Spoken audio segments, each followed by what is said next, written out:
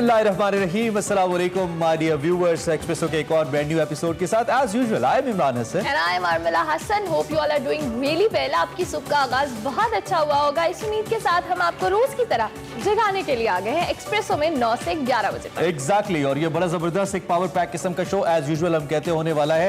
हमने टेम्परेचर सुना कराची का, गर्मी थोड़ी सी ज्यादा है। आई होप पानी निकल चुका है कराची के बहुत सारे इलाकों से। उसके साथ साथ हम अगर पाकिस्तान के दीगर इलाकों की बात करें, खासतौर पर जो नॉर्दर्न एरियाज हैं या पहाड़ी इलाके हैं, वहाँ पे बारिशों का सिलसिला जारी है।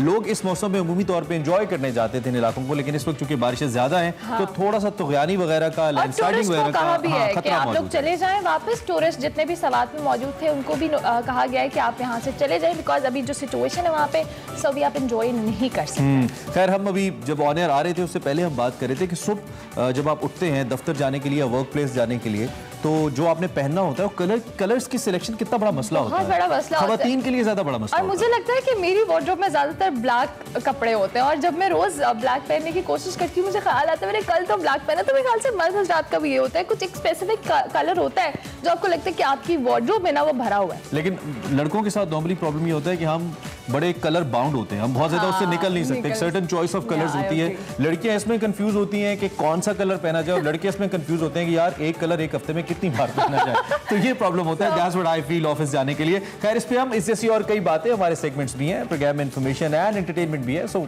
फर्स्ट ऑफ ऑल देख लेते हैं हेडलाइंस। हुकूमत के खिलाफ महाज ऑपोजिशन का साथ चलने का आज़्म। रहबर कमेटी आज एपीसी का लाहेअमल तय करेगी। कराची वालों के लिए कॉस्मोपॉलिटन पैकेज तैयार, मुश्किल में घिरे शहरियों को वजीर आजम के दौरे का इंतजार। हुकूमत का पानी में फंसे शहरियों को बिजली का झटका, रिलीफ की बजाय बदतरीन कारकर्दगी की हामिल के इलेक्ट्रिक के टैरिफ में इजाफा।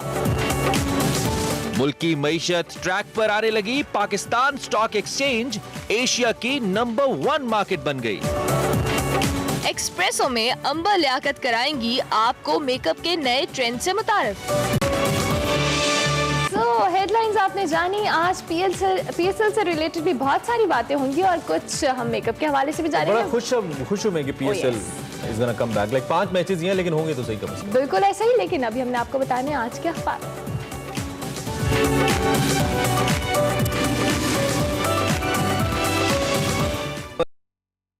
गर्म है और उसके साथ साथ हालात भी सियासी तौर पर। कल बड़ी इंपॉर्टेंट बैठक हुई थी, आपको याद है, शहबाज शरीफ साहब की और आसिफ अली जरदारी साहब की। उसी हवाले से आज हमारी लीड स्टोरी है रोजनामा एक्सप्रेस की। जरदारी और शहबाज का नैब के खिलाफ मज़ामत पर इत्तफाक, मिसाके जमहूरियत पर चलने का अहद, हुकूमत हटाने के लिए आईनी रास्ता अपनाएंगे, मुश्तरका एलामिया जारी हुआ है। और आज दोनों बड़ी जमातों ने रहबर कमेटी में शिरकत का भी ऐलान किया है। अवाम खराब तर्ज हुक्मरानी, लोड शेडिंग, महंगाई, कर्जों से छुटकारे और बुनियादी हुकूक पाने के मुंतज़िर हैं। कुदरती आफात पर पॉइंट स्कोरिंग न की जाए, बिलावल भुट्टो का कहना है। ये हमारी लीड स्टोरी है रोजनामा एक्सप्रेस की। और इसके साथ साथ what we have in Express Tribune is K electric tariff jacked up by 26%. ECC also approves $142 million cost to close down Roosevelt Hotel in New York.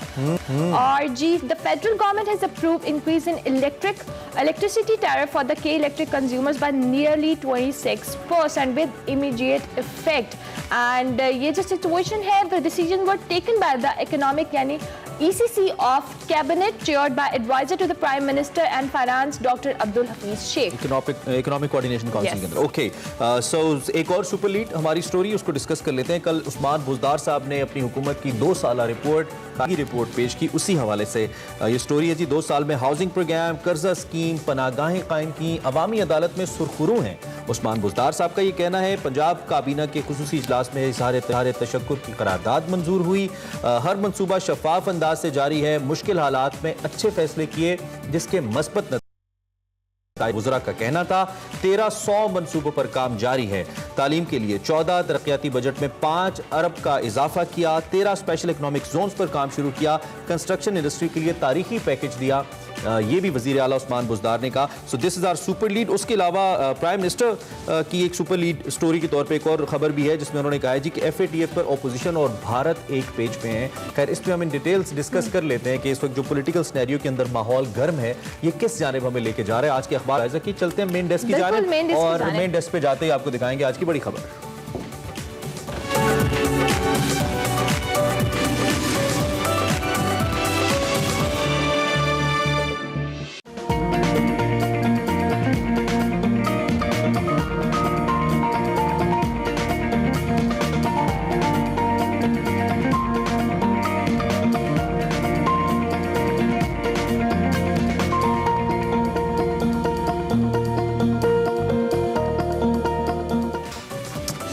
बड़ी खबर है, हालात कराची के हैं जो कि पहले काफ़ी नासाजगार हैं, अब पॉलिटिकली बड़ा लाइमलाइट में आ चुका है कराची।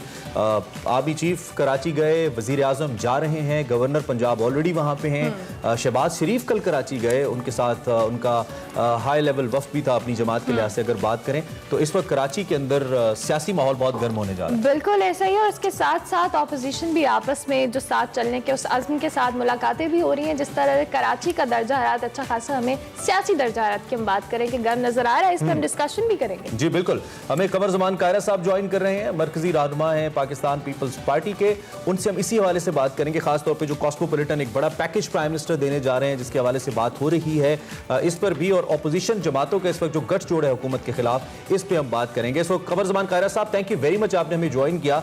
रहबर कमेटी का इजलास आज हो रहा है, कल कॉन्फर्मेशन हुई थी कि दोनों बड़ी जमातें इसमें शरीक होंगी, छोटी जमातों ने कुछ अदम एतमाद का इजहार किया था इससे पहले और तहरीरी मुआहदे की शर्त रखी थी इस सारे अमल में आगे बढ़ने के लिए। ये बुनियादी वजह क्या है अपोजिशन जमातों में तकसीम की, और एपीसी की सरबराही कौन करेगा कायरा साहब? तो हमारी तनस्ब करनी चाहिए, वही करेंगे, वो जो भी करे वो इशू नहीं है, लेकिन हमारा ख्याल था कि लीडर अपोजिशन करे, और जो भी जमातें हैं हर जमात का मुख्तलिफ इशूज के ऊपर अपना नुक्ता नजर है, अपनी राय है, हम कोई इत्तेहाद करके तो नहीं बैठे हुए, उस अपनी अपनी राय को एक राय में समोना, एक जगह पे इकट्ठा होना, इसके ऊपर इख्तिलाफ राय हो सकता है। आप गौर करें कि हुकूमत वक्त को जाना चाहिए, इस पे सबका इत्तेफाक है, कैसे जाना चाहिए इस पे अपनी अपनी राय है, और वो इंशाअल्लाह इत्तेफाक राय से कानून साजी की जाए और लायमल बनाया जाए। साहब, हम एफएटीएफ की बात करें तो ये कौमी सलामती का मामला है, और वजीर आजम साहब ने खुद भी कहा है कि एफएटीएफ पर जो अपोजिशन है और भारत वो एक पेज पे नजर आती है, तो अपोजिशन ये कौमी सलामती के मामले पे क्यों इतनी सियासत कर रही है? वजीर आजम के बयान के मुताबिक यह है कि अपोजिशन जो है वो मुल्क दुश्मन है, इसका मतलब यही है। तो अपोजिशन को ये लकब देना, अपोजिशन को गालियां निकालना, अपोजिशन के ये कैरेक्टर असैसिनेशन करना, ये वजीर आजम और उनकी जमात का खासा है, उनकी पॉलिसी है। जरा गौर कीजिए, फेटफ का जब से मामला छिड़ा, पहले तो सवाल ये है कि फेटफ का पाकिस्तान के ऊपर इतना ज्यादा कदगन क्यों लगी? वो इदारे जिनको फेटफ ने, या वो अकाउंट्स, या वो लोग जिनको बंद करने की बात की, क्या वो पॉलिटिकल पार्टियों से रिलेटेड थे? क्या उनका कोई सियासी प्रोसेस से कोई ताल्लुक है, या अदरवाइज वो एक्टर्स इस रियासत के अंदर अपना रोल प्ले करे जा रहे थे जो पाकिस्तान की रियासत के लिए ज़हर कातिल था? हम तब भी कहते थे, खान साहब जब अपोजिशन में थे तब भी उनके साथ खड़े थे, आज हुकूमत में भी वो एक तरह के उन्हीं के नुमाइंदे बने फिरते हैं। सवाल ये है कि फेटफ के कानून आने के बाद हमने कहा था कि हुकूमत इस कानून के जरिए फेटफ के बहाने से अपने इख्तियारात बढ़ाना चाहती है, वो अपोजिशन के बाजू मरोड़ने के नए कानून और नए इख्तियारात चाहती है जो हम नहीं देंगे। ठीक है, ये भी बताइएगा कि वजीर आजम जुम्मे को कराची पहुंच रहे हैं, ये सबसे बड़ी खबर है मौजूदा हालात हाजरा के अंदर, और बड़े पैकेज के ऐलान की बात भी प्राइम मिनिस्टर ने की है। Being a senior leader of Pakistan Peoples Party, आपकी गवर्नमेंट भी है पीपल्स पार्टी की सिंध के अंदर, क्या तवक्कुआत क्या है आपकी वजीर आजम से? अल्लाह करे वज़ीर आज़म साहब कराची को एक बड़ा पैकेज दे, एक बड़े पैकेज की कराची को यकीनन जरूरत है। कराची की इस वक्त माली हालत भी खराब है, वहाँ पे बहुत सारे एडमिनिस्ट्रेटिव इश्यूज भी हैं, इदारों को बेहतर करने की जरूरत भी है, लेकिन बहुत बड़ा वहाँ फंड चाहिए जिसके जरिए वहाँ पे काम हो सके। वज़ीर आज़म साहब ने इससे पहले 162 अरब का पैकेज उनका अनाउंस किया था, 162 रुपए नहीं दिए। अल्लाह करे इस दफा वो जो ऐलान करें उससे यूं टर्न न लें, बल्कि उसको सरे चढ़ाएं, तभी जाके कराची के मसाइल हल हो सकते हैं, और वैसे मिल के हल करते हैं। बिल्कुल ठीक है, बिल्कुल ठीक है। Thank you for your time Kaira sahab, early in the morning, बहुत शुक्रिया। वैसे अल्लाह करे कि इत्तेफाक भी हो जाए, पैसे भी मिल जाए, अल्लाह करे वो पैसे लग भी जाए, ये सबसे बड़ी बात है कि पैसे लगने चाहिए, मिल तो जाए। अभी हम एक ब्रेक लेंगे, ब्रेक के बाद हाजिर होंगे, आप देखते रहिए एक्सप्रेस। इस्लामाबाद है। आज इस्लामाबाद में ज़्यादा से ज़्यादा दर्जा हरारत 32 डिग्री सेंटीग्रेड, कम से कम दर्जा हरारत 23 डिग्री सेंटीग्रेड रहेगा। इस्लामाबाद में गरज चमक के साथ मूसलाधार बारिश की भी तवक्को है।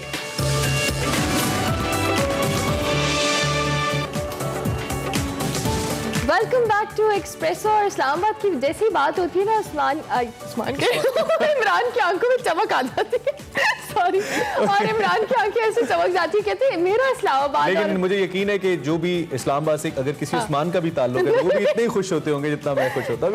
कभी-कभी मुंह पे नाम कैपिटल है, इस्लामाबाद का मौसम बड़ा अच्छा रहता है।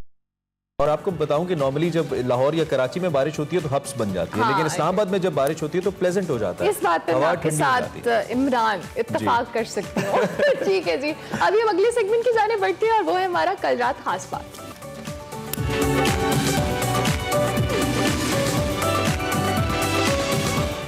जी, कल रात खास बात में हमारे साथ हमारे एंकर पर्सन जावेद चौधरी साहब ने हमें ज्वाइन किया। बहुत शुक्रिया जावेद साहब, आपने ज्वाइन किया हमें।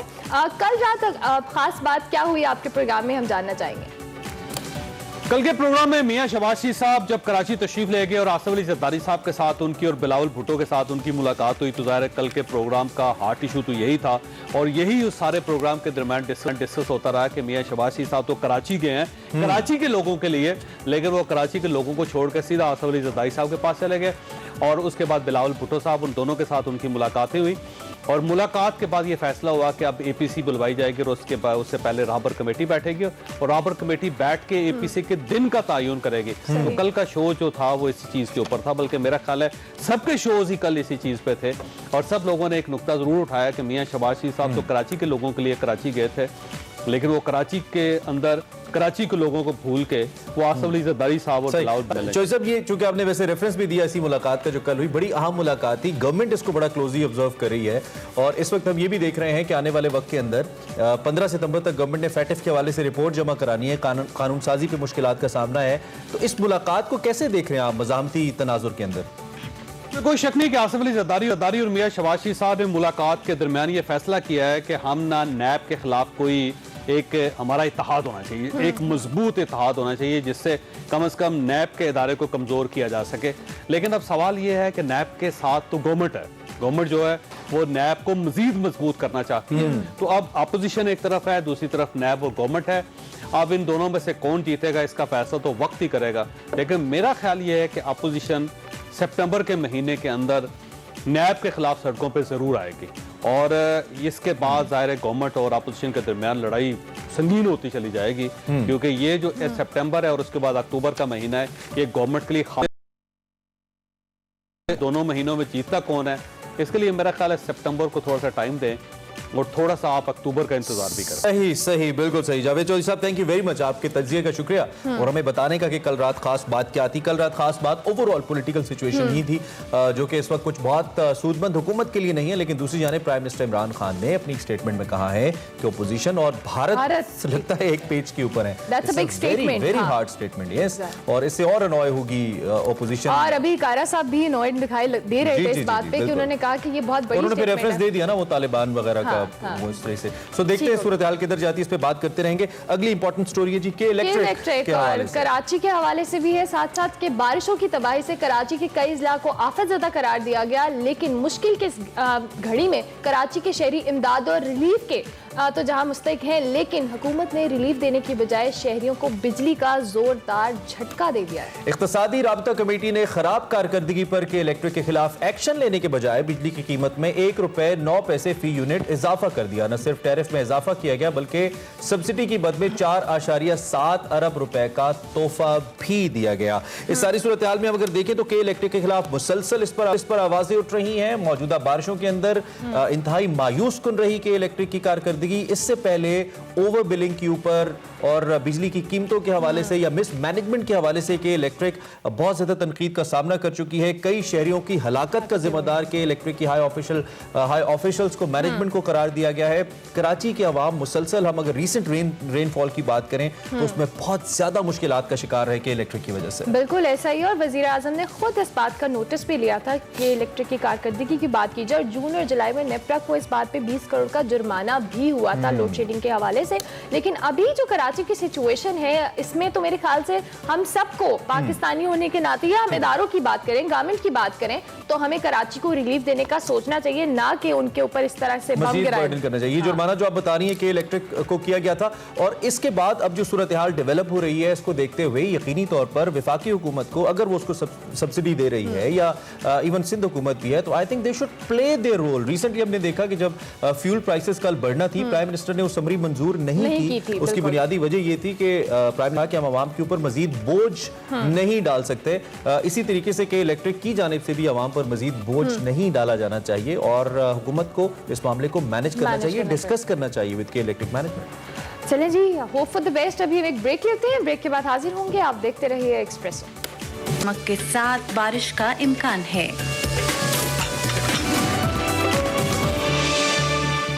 Welcome back to Expresso. और अभी हम आपको अच्छी बातें बताएंगे सुबह सुबह। और अच्छी बातों में क्या है, मुल्क की मईशत के मैदान से है। टीचर जैसे कि ना, आज हम आपको अच्छी बातें बताएं और मुल्क की मईशत के हवाले से आपको बताएं कि मईशत के मैदान से खुशखबरी आने लगी है। और कोरोना से निमटने के लिए कई हुकूमती फैसले जुर्रतमंदाना तरीके से किए गए। बिल्कुल जुर्रतमंदाना है, उससे मुल्क की माशी सूरत हाल में बड़ी और मस्बत तब्दीली आई है और कामयाब हो रही है हुकूमत, ऐसा लगता है। वजीर आजम इमरान खान की मुआशी टीम भी मुल्की और गैर मुल्की इन्वेस्टर्स की दिलचस्पी बढ़ाने में कामयाब रही है।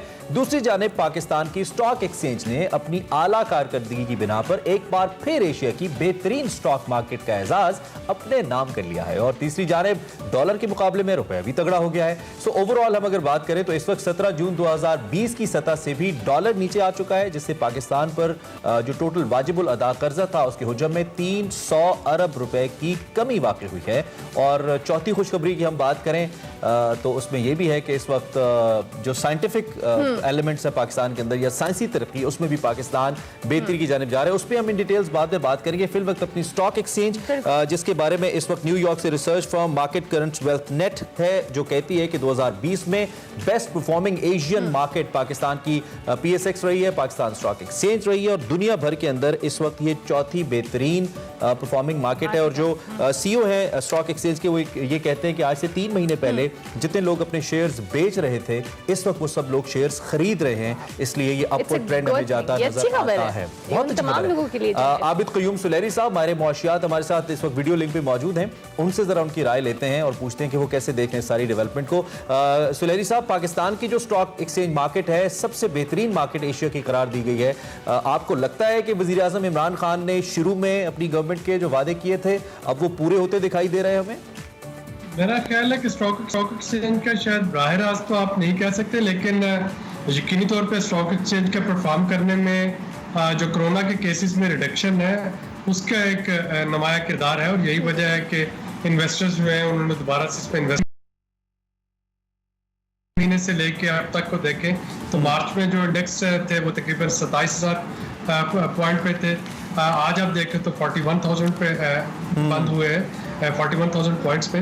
तो यकीनन उसमें इम्प्रूवमेंट है और ये इम्प्रूवमेंट इस वजह से है कि पाकिस्तान में कोरोना के केसेस में जो नुमाया कमी हुई है उसकी वजह से यकीनी तौर पर पाकिस्तान की इकॉनमी जो है उसको उतना वल्नरेबल इस वक्त परसीव नहीं किया जा रहा कोरोना को जितना कि बाकी हमारी इंडिकेटर्स तो बड़े मस्बत हैं। और हम सब से अगर स्टॉक एक्सचेंज की बात की जाए तो बहुत बेहतरी नजर आ रही है, लेकिन क्या आम आदमी या गरीब आदमी को फायदा होगा इससे? मेरा नहीं ख्याल कि डायरेक्टली आप इसका कोई फायदा जो है वो एट्रीब्यूट कर सकते हैं। ये तो है कि वो लोग जिन्होंने स्टॉक एक्सचेंज में इन्वेस्ट किया है उनको कुछ कैपिटल गेन जो है वो मिल रहा होगा, लेकिन स्टॉक एक्सचेंज में तेजी आना या इसमें कमी आना ये आपकी इन्वेस्टमेंट की जो फजा है उसमें बेहतरी जो है वो तो बताती है कि तेजी आएगी। तो इसका मतलब है कि पाकिस्तान जो है वो ममालिक में शामिल है, यहाँ पे इन्वेस्टमेंट की जा सकती है। लेकिन डायरेक्टली शायद इसका इतना ज्यादा फायदा, अगर आप माइक्रो लेवल पे कह रहे हैं कि क्या इससे आटा सस्ता हो जाएगा या चीनी सस्ती हो जाएगी या बिजली के यूनिट्स जो है वो सस्ते हो जाएंगे, गैस सस्ती हो जाएगी, तो उस तरह के फायदे अगर आप देख रहे हैं तो वो यकीनी तौर पर स्टॉक एक्सचेंज में बेहतरी आने से या इवन इसमें खुदा न खास्ता अगर ये गिर भी जाए तो आपको उसका बहुत ज्यादा माइक्रो लेवल पे पाकिस्तानी स्टॉक मार्केट ठीक है। मेरा भी पॉइंट बेसिकली यही था इसलिए हिसाब से कि आम आदमी जो गरीब आदमी की जब हम बात करते हैं कि स्टॉक एक्सचेंज का डायरेक्टली उससे ताल्लुक बनता है या नहीं बनता या उसको फायदा होता है नहीं होता, खैर लेकिन इस पे मैक्रो लेवल पे मैं आपको बताऊं कि जो स्टॉक एक्सचेंज का ट्रेंड होता है ये बेसिकली ये दिखाता है कि जो इन्वेस्टर है वो अवाम दोस्त जो हुकूमती पॉलिसीज हैं उस पर कितना भरोसा कर रहा है और लॉन्ग टर्म कितना ट्रस्ट कर रहा है हुकूमती पॉलिसीज के ऊपर, इसी वो लॉन्ग टर्म के अंदर इन्वेस्ट करना चाहता है, मार्केट में रहना चाहता है। सो बहुत अच्छी खबर है। दूसरी जाने में आपको बताऊं कि भारत की इकॉनमी इस वक्त पिछले तकरीबन 14-15 साल की बदतरीन सिचुएशन के अंदर आ चुकी हुई है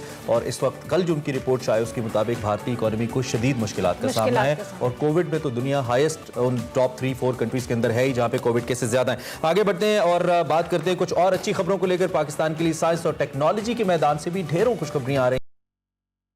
टेक्नोलॉजी की अवामी रिलीफ के लिए अहम इजादात सामने आई हैं, जिसमें वेंटिलेटर्स, इलेक्ट्रिक बसेस के बाद घरों में बगैर किसी जिस्मानी तकलीफ के डायलिसिस करने वाली मशीनें भी पाकिस्तान ने बना ली हैं। बात करें अगर वजीर साइंस और टेक्नोलॉजी फवाद चौधरी की, तो उनकी काविशों की बदौलत वेंटिलेटर्स मशीनें EU स्टैंडर्ड के मुताबिक पाकिस्तान में बनने लगी हैं। उनका पहला बैच भी NDMA को दिया जा चुका है। पाकिस्तान दुनिया के उन चंद ममालिक में शामिल हो चुका है जो पेचीदा मेडिकल मशीन बनाते हैं। कल प्रेस कॉन्फ्रेंस में वफाकी वजीर बराए साइंस एंड टेक्नोलॉजी ने बताया कि हुकूमत अब ट्रांसपोर्ट के निज़ाम में भी इस्लाहात ला रही है और 20 बसेस इस्लामाबाद के लिए लाई जा रही हैं। So it's a good news overall. अभी इस अच्छी खबर पे हम एक अच्छी सी ब्रेक लेते हैं और ब्रेक के बाद हाजिर होंगे। आप देखते रहिए एक्सप्रेसो। ये शहर मुल्तान है। आज मुल्तान में ज्यादा से ज्यादा दर्जा हरारत 31 डिग्री सेंटीग्रेड, कम से कम दर्जा हरारत 26 डिग्री सेंटीग्रेड रहेगा। मुल्तान में आज हल्की बारिश का इम्कान है। Welcome back to Expresso. और अब एक्सप्रेसो में खवातीन के सबसे ज्यादा पसंदीदा सेगमेंट का वक्त हुआ जाता है। बिल्कुल वक्त हुआ जाता है और हमारी साथी एंकर अंबर लियाकत हमें मेकअप के जदीद ट्रेंड्स के हवाले से आज गाइडेंस देने वाली हैं। आप लोग भी देखें, हम भी इसको यहाँ स्टूडियो में एंजॉय करते हैं। ओवर टू यू अंबर।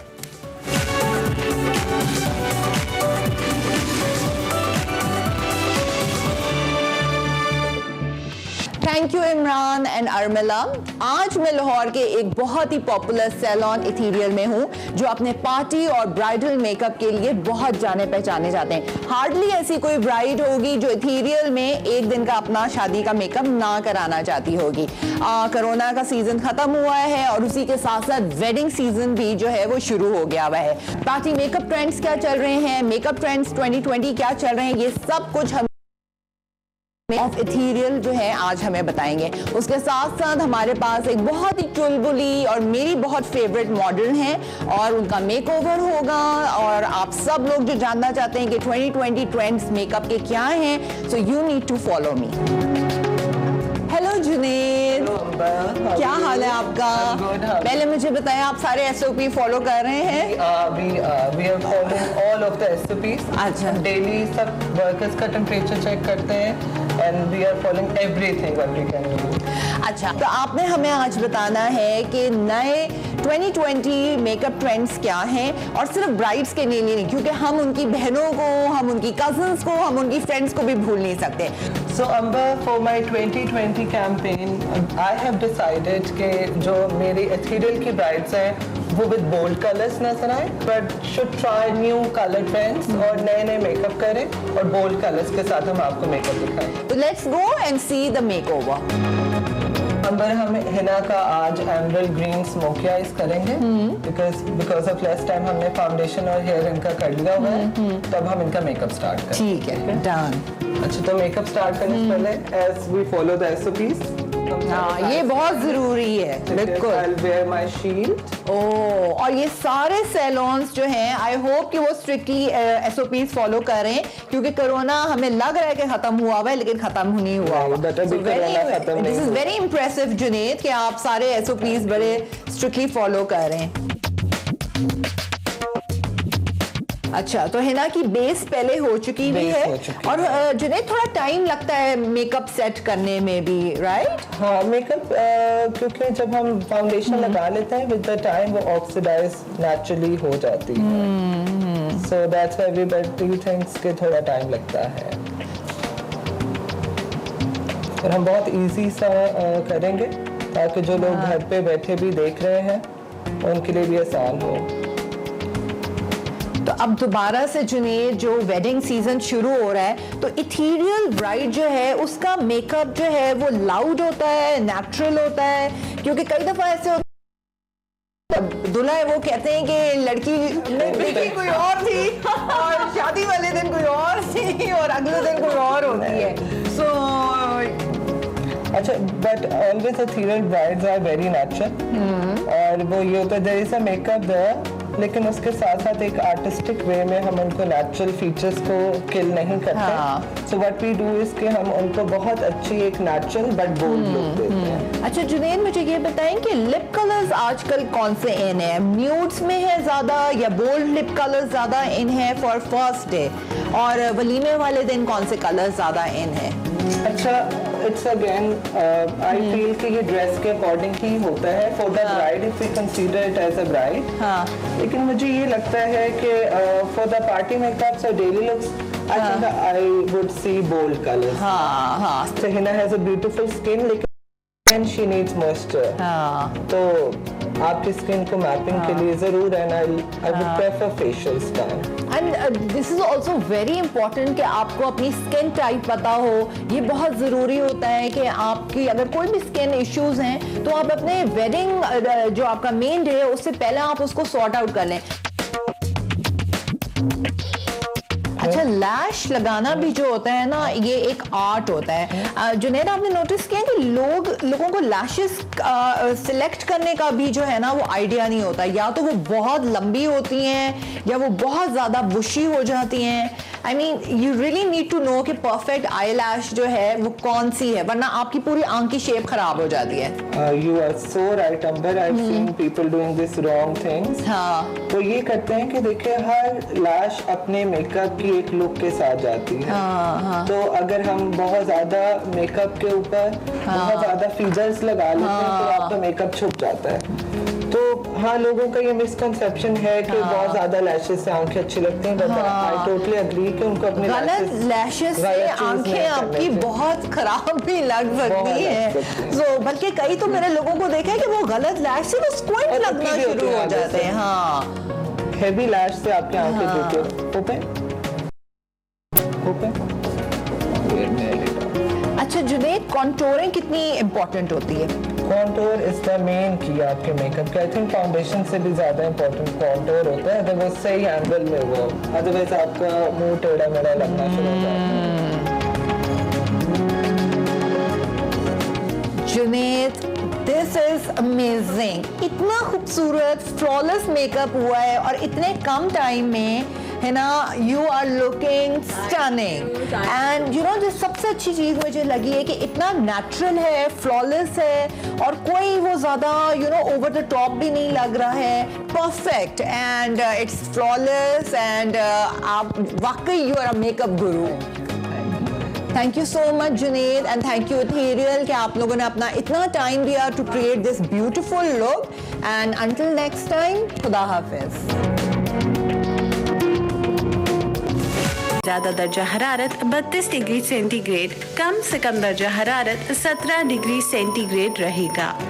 कोयटा में आज मौसम गर्म और मरतूब रहेगा।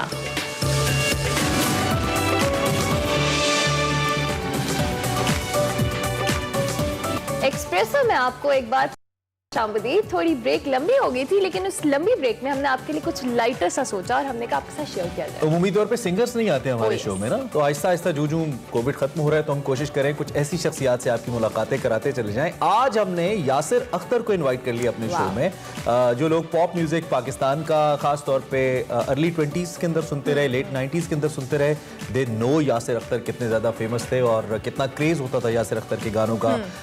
जरा मन को देखना, इस किस्म के बहुत सारे गाने जो मुझे बहुत पसंद थे। और अब भी यासिर अख्तर रुके नहीं है, काम करते चले जा रहे हैं। तो उन्होंने मूवी भी बनाई है। मूवी भी बनाई है, सिटकॉम्स में भी इससे पहले काम किया था एक वक्त के ऊपर, तो जबरदस्त काम करे। इस वक्त यासिर साहब हमारे साथ मौजूद हैं।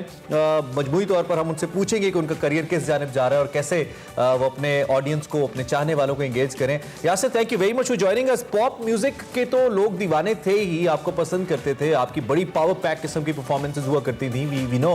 आपने एक फिल्म भी बना डाली आजाद के नाम से, कैसा रिस्पॉन्स रहा ओवरऑल फिल्म को लेकर? Thank you very much for inviting me in your show.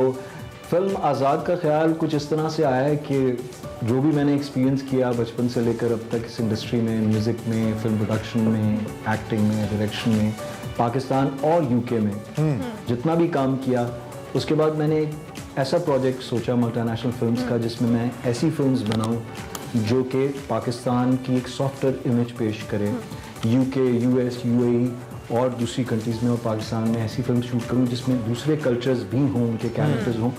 तो आज़ाद भी इसी पर बनी और इस आज़ाद में बेसिकली ये कॉन्सेप्ट है शनाख्त का। जब इंसान को शनाख्त मिल जाती है तो वही उसके लिए सबसे बड़ी चीज़ होती है।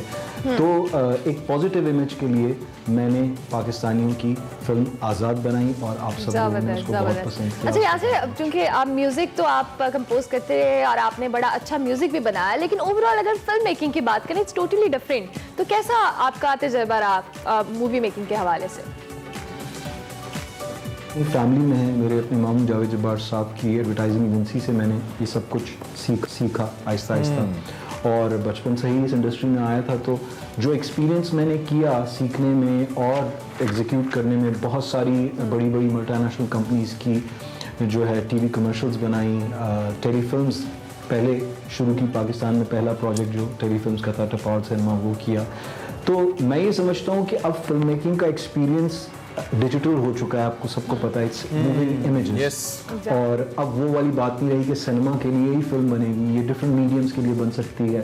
अब फिल्म एक मूविंग इमेजेस बन चुकी हैं, तो ये एक्सपीरियंस मेरे लिए इसलिए भी अच्छा हुआ कि मैं हर फॉर्मेट पे काम कर चुका हूँ, डिजिटल भी, सही बड़ी स्क्रीन के लिए भी, और यकीनी तौर पे सिचुएशन ने तो इस चीज़ को मजीद फरोग दिया जो आपने कहा कि डिजिटल मीडिया। पाकिस्तान में फिल्म मेकिंग का फ्यूचर क्या देख रहे हैं आप यासिर? मेकिंग का मुस्तकबिल हमेशा रोशन रहेगा, इसलिए कि हम सब लोग इमेजिन करते हैं, हम लोग ख्यालों में रहते हैं अपने। तो फिल्म मेकिंग एक ख्याल है, एक सोच है किसी भी आर्टिस्ट की, फनकार की। तो इसका मुस्तकबिल हमेशा रोशन रहेगा। जैसे किताब पढ़ने वाले जो हैं हमेशा किताब पढ़ते रहेंगे, जिनको शौक़ है, या अखबार पढ़ने वाले, इसी तरह फिल्म देखने वाले हमेशा फिल्म देखेंगे और ये बढ़ती चली जाएगी। अब ये हो रहा है कि फिल्म बनाने वाले भी बढ़ते जा रहे हैं, पहले तो फिल्म देखने वाले ज़्यादा होते थे, अब बनाने वाले बढ़ गए। तो डेफिनेटली जो लोग एक दूसरे से अपनी बात एक्सचेंज कर रहे हैं, अपने कॉन्सेप्ट्स को, कल्चर्स एक दूसरे से मिल रहे हैं, ये बहुत अच्छी हमारी पूरी दुनिया की एक ग्लोबल विलेज सा बनता जा रहा है। अब देखें ऐसे टॉपिक्स पे फिल्म्स बन रही हैं जो पहले कभी नहीं बनी थी। सो सिर्फ यही नहीं कि बड़ी फिल्में बनती हैं, छोटे बजट की भी फिल्म बनती है। It's a very good field and there is no business like show business they say. So film making is also in a way business. अच्छा, फिल्म जिस तरह से आपने कहा कि फिल्म इंडस्ट्री रिवाइव कर रही है, अच्छी मूवीज बन रही हैं, जो एक क्वालिटी मूवीज की प्रोडक्शन हो रही है, बट एट द एंड हम कॉपीराइट्स की बात करें, इस पर काम क्यों नहीं हो रहा पाकिस्तान में? आप क्या कहेंगे इस हवाले से? असल में हमारी जो एक सोसाइटी है स्पेशली पाकिस्तान की, इसको हमें, हमारी एंटरटेनमेंट इंडस्ट्री को बहुत से लोग सीरियसली नहीं लेते, हमारे कल्चर का इसको हिस्सा नहीं समझते। एक कॉन्ट्रास्ट है सोसाइटी के अंदर। हमारे जो फैमिलीज हैं उसमें आर्टिस्टिक वर्क को बहुत सारे लोग समझते नहीं हैं कि एक्सेप्ट करना चाहिए, या हमारे बच्चे जब इस फील्ड को चुनते हैं तो उनको फ्रीली जाने की इजाज़त नहीं मिलती। बहुत से लोग देते हैं, इनकरेज करते हैं, लेकिन मेजॉरिटी हमारी जो, इस वजह से कॉपीराइट्स को भी सीरियस नहीं लिया जाता। कॉपीराइट्स क्या, इसके अलावा और बहुत सारी हमारी फील्ड की चीज़ें। उसकी वजह यह है कि हमारे यहाँ दूसरे मसले बहुत सारे हैं। अगर आप गवर्नमेंट से कांटेक्ट करें या आप बताएं कि जी कॉपीराइट्स के लॉज होने चाहिए, इसके ऊपर आपको जो है लोगों को रोकना चाहिए, तो वो ये कहते हैं जी हमारे यहाँ और मसले बहुत हैं, ये बहुत एक निचले तबके का मसला है, इसलिए कॉपीराइट्स को कभी सीरियस नहीं लिया गया। मैं ये समझता हूँ कि ये बहुत बड़ी इंडस्ट्री है जिस पे लोग होने चाहिए, कंट्रोल होना चाहिए, इसी के थ्रू हमारी बहुत इंडस्ट्री ऑर्गेनाइज करना चाहिए, सिस्टमैटिक होना चाहिए। अच्छा चलें, हमने थोड़ी सीरियस गुफ्तगू आपसे करा ली। सुबह आप एक्सप्रेसो में आए, हमारा ब्रांड न्यू शो भी है, इसको फर्स्ट टाइम हमारे शो के अंदर आए, कैसा लग रहा है आपको एक्सप्रेस न्यूज़ पे एक्सप्रेसो में आकर अर्ली मॉर्निंग? यहाँ सर एक्सप्रेसो बिल्कुल ऐसा लगा जैसे आप एक्सप्रेसो पीते हैं सुबह सुबह और एक अच्छा रिफ्रेशिंग शो है। आप लोग बहुत खूबसूरत हैं और आपके व्यूअर्स भी बहुत खूबसूरत हैं। ओहो, तारीफ हो गई। हमेशा मुझे कहते थे कि आप तारीफ सुन के यासिर, आप been great fan of yours. आपका म्यूजिक जो पहले था और उसके बाद भी जो अभी रिसेंट आपने कंटेम्प्रेरी म्यूजिक किया है बहुत जबरदस्त है। हम चाहते हैं कि आप म्यूजिक करते रहें, आप भले फिल्म मेकिंग करें लेकिन म्यूजिक को आप नहीं छोड़ें, because we are your fan. So thank you very much for your time Yasir Akhtar. आप हमारे शो में आए, इंशाल्लाह दोबारा भी आपको बुलाएंगे, बल्कि लाहौर आए तो लाइव कोविड शो ओवर हो जाए तो जरा परफॉर्म भी करवाएंगे यासिर से। He is been a very energetic performer. आपको पता है ये वो परफॉर्मर थे पाकिस्तान के जो अक्सर परफॉर्म करते हुए साथ डांस मूव्स भी करते थे। ये बहुत कम सिंगर्स करते थे। एंगेज करना अपने ऑडियंस को, इट्स एन आर्ट। मेरे ख्याल से बहुत कम ऐसे सिंगर्स होते हैं जो इस टाइम पे एंगेज भी कर पाते हैं। Next we have a break. I think so. Break ले लेते हैं जी, ब्रेक के बाद हाजिर होंगे। आप देखते रहिए एक्सप्रेसो।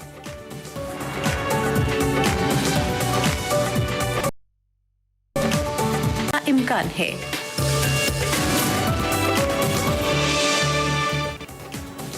Welcome back. आपको एक बार फिर खुशामदीद कहते हैं और जैसा कि हम ताज़ा तरीन खबरों से भी आपको आगाह कर रहे हैं तो इस वक्त सवात पाकिस्तान के जो दीगर पहाड़ी इलाके हैं, शिमाली इलाके हैं, इनफैक्ट वहाँ पे शदीद बारिशों के बाद दरियाओं में तूफ़ानी है, लैंडस्लाइडिंग है। बहुत सारे सयाह जो इससे पहले आज से 2 दिन पहले वहाँ पे गए थे, अनफॉर्चुनेटली वो वहाँ पे फंस गए हैं। लोगों को खाने पीने के हवाले से भी काफ़ी मुश्किलात का सामना है। ये बात यहाँ पे करने का मकसद ये है कि अगर आपका प्लान है वहाँ पे जाने का और आपको मालूम नहीं है कि सूरत हाल क्या है तो बहुत अच्छी नहीं है, कुछ दिन वेट करके आप जा सकते हैं। और जो लोग ऑलरेडी मजबूरी से ट्रैवल कर रहे हैं उनसे हमारी गुजारिश है कि मोहतात होकर ट्रैवल करें। बिल्कुल ऐसा ही हो, ताकि आपको जो भी SOPs हैं आपको बताया गया कि आप लोगों ने वहाँ पे नहीं जाना तो उसको जरूर फॉलो करें, क्योंकि आप खुद भी परेशान होंगे, आपकी फैमिली मेंबर्स भी परेशान होंगे और उसके साथ साथ जो आपको वहाँ पर सेव करने के लिए लोग होंगे उनको भी परेशानी, क्योंकि वसाइल की इतनी कमी है वहाँ पर और इस वजह से आप एहतियात करें और जाने से थोड़ा गुरेज करें कुछ दिन के लिए। अच्छा जी, हमारा अगला सेगमेंट है माइंड मैटर्स और उसमें हमारे साथी एंकर्स वकार अहमद मलिक और हिना न्याजी में ज्वाइन करते हैं। तो हम over to you Hina Waqar से।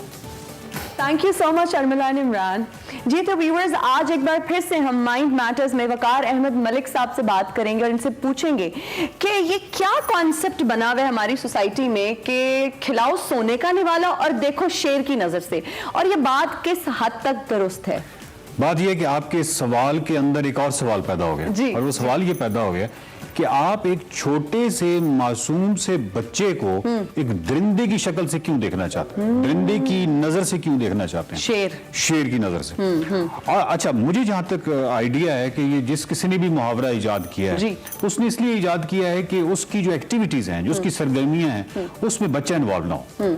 मसलन देखिए ना कि आपने शेर की नजर से देखा, अब उसके बाद तो बच्चा तो सहमा हुआ किसी कोने खुदरे में पड़ा होगा और आप मोबाइल पे भी कर सकते हैं, आप टीवी भी देख सकते हैं, आप अपने दोस्तों से गपशप भी कर सकते हैं, तो बच्चा किसी जगह इन्वॉल्व ही नहीं होगा, जिसको आप डिसिप्लिन का नाम दें, जो भी नाम दें। लेकिन अगेन ये शेर की जो नजर है, इसमें तो एक बड़ा प्रॉब्लम है कि एक दरिंदे की नजर से आप क्यों देखना चाहते हैं। दूसरा जो सबसे अहम नुकता है, ये जो सोने का नवाला है। बिल्कुल, मैं आपको एक बात बताऊं कि अगर आप बच्चे के पर्सपेक्टिव में देखें, हमने देखा ना, आप हमारी जो टेक्स्ट बुक्स हैं वो भरी हुई हैं वालिदैन का एहतराम, असातिज़ा का एहतराम। मैं कहता हूं कि अगर बच्चा एम्पावर्ड होता और बच्चा ये किताब लिखता, अपनी दरसी किताब बच्चा लिखता, तो अपना पहला सबक लिखता बच्चों का एहतराम, बच्चों का, ठीक है।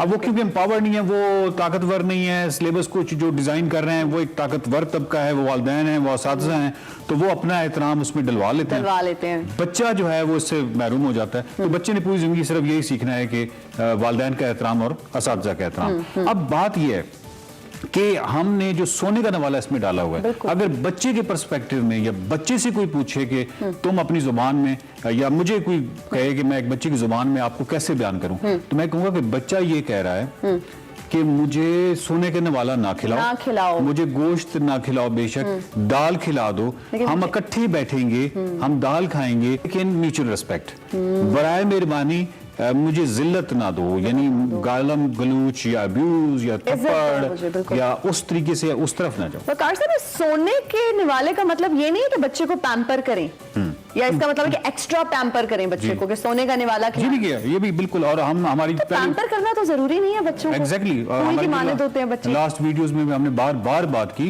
कि बच्चे को या तो हम बिल्कुल ही पैम्पर कर देते हैं या बिल्कुल नेग्लेक्ट कर देते हैं, मिड में नहीं रहते, उसके अंदर रिस्पॉन्सिबिलिटी का रवैया नहीं पैदा करते। तो ये तो सोने का नवाला जो है, बच्चा नहीं चाह रहा आपसे सोने का नवाला, बच्चा आपसे रिस्पेक्ट चाह रहा है। वो नहीं चाह रहा कि आप उसको शेर की नजर से देखें और एक दरिंदे की नजर से देखें और बेचारा सोने का निवाला लेकिन सारा टाइम आप उसको सलीम और करें। ये जो रिस्पेक्ट है ये हमेशा म्यूचुअल होती है।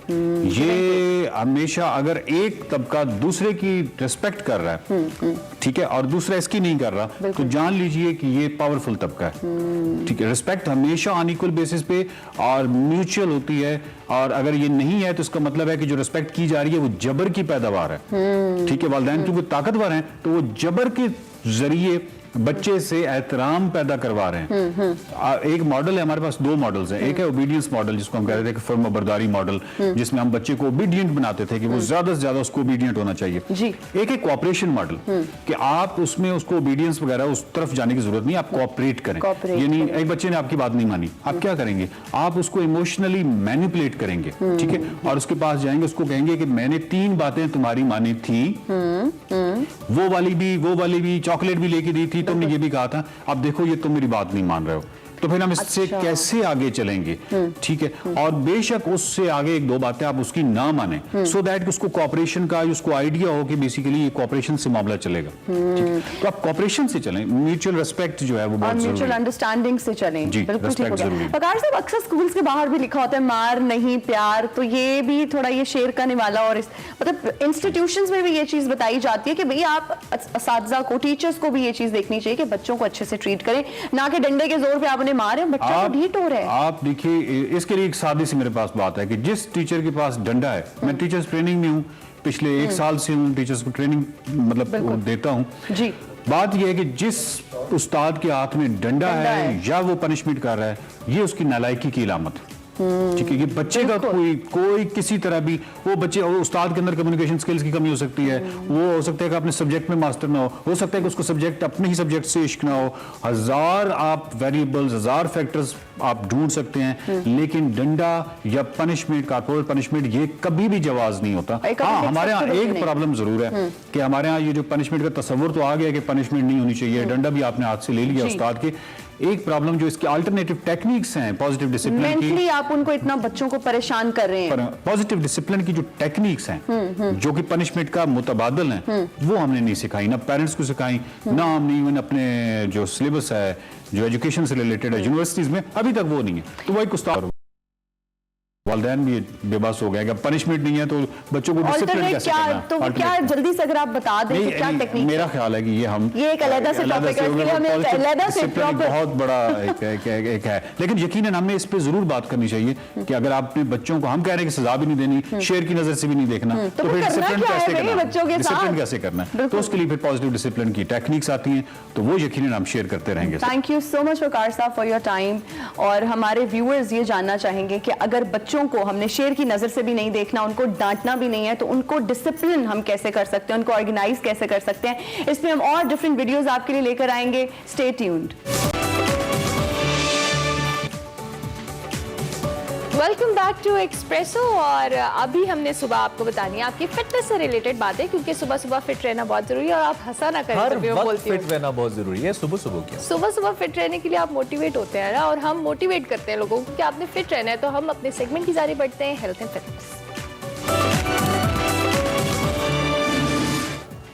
जी, और खुशी हमारे साथ है, खुशी की जाने में जाएंगे। वेलकम बैक खुशी, वंस अगेन। कैसी हैं आप, ठीक ठाक हैं? I am good. How's your morning? Morning is good. ऐसे लग रहा है कि आंखें खोलने की कोशिश कोशिश कर रहे हैं मजीद भी। तो आज कुछ डिफरेंट है हमारे पास एक्सरसाइज। आज वी आर डूइंग लेग्स की डिफरेंट एक्सरसाइज बताऊंगी, कुछ थोड़ी सी डिफिकल्ट होंगी, जस्ट फॉलो अप। आप प्रैक्टिस नहीं करेंगे या करेंगे नहीं तो आपको आएंगी नहीं। So let's start. There is going to be 5 to 6 exercises, 5 से 6 एक्सरसाइजेज होंगी, जिसमें 15 to 20 reps होंगे ईच एक्सरसाइज के, ठीक है। फर्स्ट एक्सरसाइज फ्लोर पे होगी, you're gonna sit down on your knees and feet on the ground and squat and down. That's tough. Yes. So इसकी मॉडिफिकेशन में कुछ बताएंगी खुशी आप?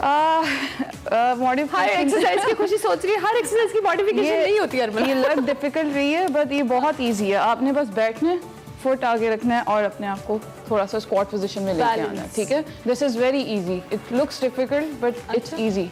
Second exercise for okay, these are deficit lunges, ठीक है।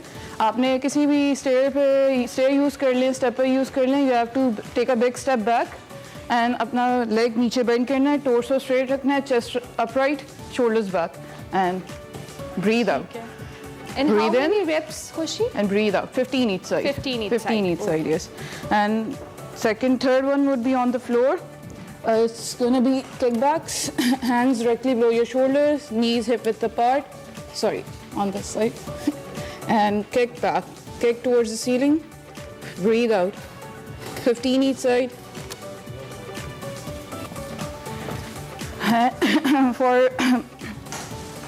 Sorry. Change the side. We're gonna ये आपको सिर्फ मॉडिफिकेशन बता रही हूँ. You can use the stairs. It's very good for your legs and glutes. Conditioning के लिए भी अच्छे हैं, और ग्लूट्स जिनको बेसिकली प्रॉब्लम है कि दे वांट टू रिड्यूस, उनके लिए बहुत अच्छे. They can use the stairs. Switch switch switch switch switch and breathe out. Or they can do it slowly. They can use the stairs, do 5 to 10 rounds and take 1 minute rest in between sets. ठीक हो गया। ये आपने regular exercises try करनी है, इससे आपकी एक तो कंडीशनिंग भी बहुत अच्छी होगी and if you don't challenge yourself आप सीख नहीं सकते। सो इमरान, आपने चैलेंज करना है, आप मोटिवेट हुए थोड़ा सा? जी बिल्कुल, मैं मोटिवेट हूँ और मैं सिर्फ पतला होने के लिए ग्रीन टी पे भरोसा नहीं करना चाहता। मैं चाहता हूँ सिर्फ ग्रीन टी मत पिए। आप उसके अच्छा, खुशी ये भी बताइए कि जो डिफरेंट एज ग्रुप्स होते हैं, एज के लिहाज से कहते हैं कि आप ज़्यादा टफ हार्ड एक्सरसाइजेस नहीं कर सकते बिकॉज आप कि एक तो वैसे स्टेमिना का भी प्रॉब्लम हो जाता है और विद दैट आप अपने आप को इतना फ्लेक्सिबल रख नहीं सकते हो, खासतौर पे जब आप एज कर रहे होते हो। और मैं खवातीन के लिहाज से खास तौर पे पूछ रहा हूँ, तो क्या ये जो एक्सरसाइजेस आप करवा रही हैं ये तमाम एज ग्रुप्स के लिए आप रिकमेंड करती हैं? नहीं, ये तमाम एज ग्रुप्स के लिए नहीं, क्योंकि ये जो वेट गेनिंग का प्रॉब्लम होता है ये मिडिल एज जो खवातीन होती है उनमें ज्यादा होता है कंपैरेटिवली। हाँ जी, मोस्टली इसमें मॉडिफिकेशंस भी मैंने थोड़ी सी आपको बताई हैं कि यू कैन जंप और we have to go on a short break, an immediate break. हमने एक ब्रेक पे जाना है, वापस आते हैं और दोबारा लिंक करते हैं। Stay tuned.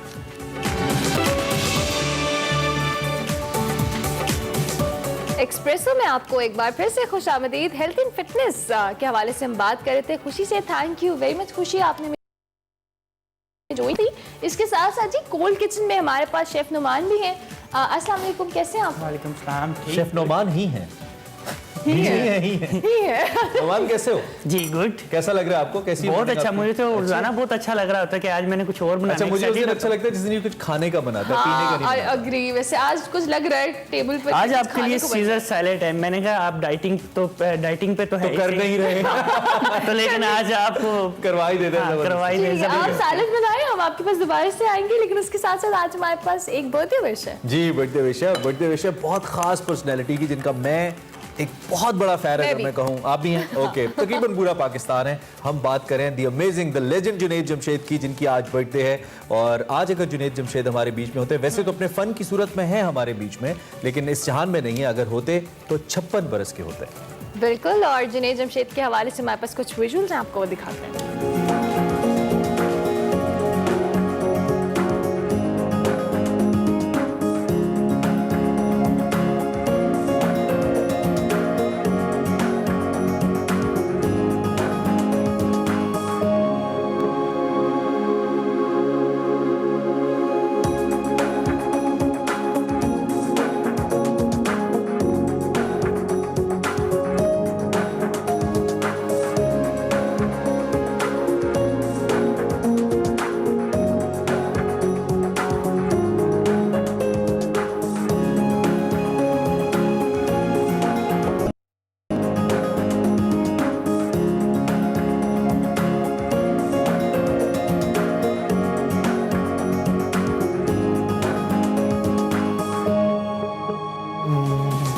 क्या हुआ अगर जिंदगी जरा उलट सी गई, सोचो तो जरा जंगलों में भी रास्ते तो हैं, हमें भी कोई मिल ही जाएगा।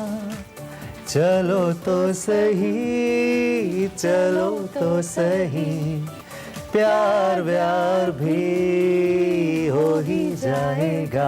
The great JJ, thank you so much. Very happy birthday to Junaid Jamshed, हमारी एक्सप्रेसो की तरफ से, हमारे पूरे चैनल की तरफ से और पूरे पाकिस्तान की तरफ से। Happy birthday JJ and we really miss you JJ। अच्छा जी, आगे बढ़, साल हो चुके हैं और इस दौरान वो हजारों तस्वीर भी बना चुके हैं। बिल्कुल ऐसा ही। और अगर आप उन्हें इंटरनेट पे सर्च करेंगे तो बशीर सुल्तानी के नाम से आपको दर्जनों तस्वीर मिलेंगी। लेकिन ये सारी की सारी तस्वीरें जो हैं नमक से बनाई गई और हम दिखा भी रहे हैं साथ साथ। ओ बिल्कुल। और यही अफगान निजात कैनेडियन शहरी बशीर सुल्तानी का हुनर भी है। और वो अपने काम के बारे में बशीर सुल्तानी कहते हैं कि बुनियादी तौर पर ये उनका जो कह लें सैंड आर्ट है, लेकिन इसके साथ साथ इनकी जो तस्वीरें बनाना है इनका शौक है। ठीक है, बिल्कुल। और तस्वीरों को बनाकर तरतीब देकर उनकी तस्वीरी शक्ल सामने लाना रेत के मुकाबले में कहीं ज्यादा मुश्किल है नमक से तस्वीरों को क्रिएट करना। और इसकी वजह यह है कि जो पिसा हुआ नमक है वो एक हमवार सतह पर बहुत मुश्किल से ठहरता है। इसके बिखरने कबीर में जिसे कहना चाहिए कि कलम जैसा एक तासुर पैदा करने के लिए वो मुख्तलिफ बारीकियों वाले नमक के सफूफ को इस्तेमाल करते हैं। बशीर सुल्तानी साहब अब बाकायदा सोशल मीडिया पर भी आ गए हैं और फेसबुक और इंस्टाग्राम के अलावा यूट्यूब पर भी उनका एक चैनल मौजूद है जो वो खुद चलाते हैं, जहां सॉल्ट आर्ट की मुख्तसर वीडियोस भी पोस्ट की जाती हैं और अपने काम को एक नया अंदाज देने के लिए अब वो रंगीन नमक भी इस्तेमाल करने लगे हैं। लेकिन वो कहते हैं कि इस सारे मामले में मजीद महारत को बहाम पहुंच खूबसूरती लाई जा सके। सो this is something really interesting. अच्छा जी, तो इस पे हमने बात की अफगान आर्ट के हवाले से, अफगान आर्टिस्ट बशीर सुल्तानी साहब के हवाले से। मीनवाइल मेरी साथी एंकर मुझे छोड़ के चली गई कोल्ड किचन में, बेचैनो बेताब थी वो कि कोल्ड किचन जाए और मेरी डाइट का सामान बन रहा था यार, मैं यहाँ कैसे नहीं आती नवाज यार। अब मैं भी आ रहा हूँ यार, ऐसे नहीं हो सकता कि मैं ना। क्या बना रहे हैं?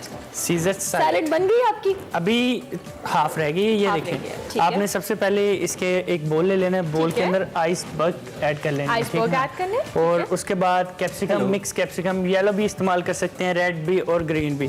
और सबसे आपको पता है सैलेड की सबसे इंपॉर्टेंट चीज जो होती है उसकी ड्रेसिंग होती है। और ड्रेसिंग के लिए आपने एक बोल लेना है, उसके अंदर मेयोनीज ऐड करें और उसके बाद व्हाइट पेपर यूज करनी है, ब्लैक पेपर नहीं, व्हाइट पेपर यूज करनी है। हाँ, वो आपने अपने टेस्ट, क्योंकि उसका जो क्रेमे का टेस्ट है वो ज़्यादा बूस्ट करता है। अच्छा। और ब्लैक पेपर आपको पता है रेगुलरली आपकी जुबान पे टेस्ट उसका होता है, लेकिन व्हाइट पेपर का ज़्यादा टेस्ट होता है। तो उसके बाद फिर आपने लेमन जूस ऐड करना है, कोई 5 ml लेमन जूस ऐड कर लें और फिर व्हाइट सॉल्ट ऐड करना है और क्रीम भी ऐड करनी है। नोमान के फ्रेश लेमन जूस हो या फ्रेश लेमन जूस इस्तेमाल करें आप। मैं तो आपको यही कहूँगा कि हर वक्त फ्रेश लेमन आजकल तो नहीं होता। आजकल है। अच्छा, मेरे ज़हन में ऑरेंज घूम रहा है। नहीं सॉरी, और उसको लेके आपने एक बोल के अंदर डाल के उसको अच्छी तरह स्टर करना है, मतलब कि आपको लगे कि सारी चीजें एक जैसी इक्वल हो गई। ठीक है, ये आपकी ड्रेसिंग है और ड्रेसिंग पेस्ट इतना ही थिक होना चाहिए। हाँ, थिक होना चाहिए। और आपकी ड्रेसिंग सबसे ज्यादा मायने रखती है आपका परफेक्ट टेस्ट, क्योंकि आपको वेजिस का तो टेस्ट आना ही आना, लेकिन ड्रेसिंग का जो टेस्ट होता है वो आपको चाहिए होता है बिल्कुल जबरदस्त। ठीक है, और जल्दी से करें, हमारे पास सिर्फ 2 मिनट से हमने इसको मुकाना है जी।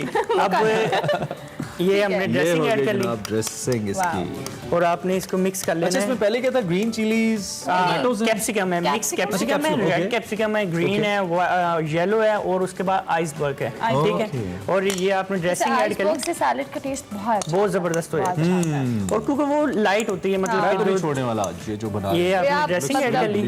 और तो पहले कौन सा छोड़ देते हैं? नहीं, मैं ये आपने ब्लैक ओलिव ले लेनी है। ब्लैक ओलिव भी यूज कर सकते हैं, ग्रीन ओलिव भी यूज कर सकते हैं। अगर ना पसंद हो ऑलिव्स तो ओलिव्स तो भी ओलिव्स ना करें, तो भी ना चलेगा। ओके। और Noman last minute started ji, 20 seconds. So what we have to add next, मेहल this chicken, ग्रिल्ड चिकन। और ग्रिल्ड चिकन की जो मेडिटेरियन है ना, मेडिट किया हुआ जिसको, उसके ब्लैक पेपर और व्हाइट सॉल्ट से किया है। अच्छा, ठीक है, बस हो जाएगा। ओके, ये मिक्स करेंगे और उसके बाद ये रेडी हो जाएगा जी। टाइम हमारा बिल्कुल खत्म हो गया है। We just have 20 more seconds to finish it up। हमारा जल्दी से एक दफा क्लोजअप में दिखा दें if it's ready। हमने साइन आउट करना है कल 10 बजे तक के लिए, नहीं 9 बजे तक। 9 बजे तक के लिए आपसे हमारी मुलाकात होगी कल। फीडबैक आपने हमारे ट्विटर, इंस्टाग्राम और फेसबुक पर देना है। कल तक के लिए हमारी तरफ से अल्लाह हाफ़िज़। मेहरबान।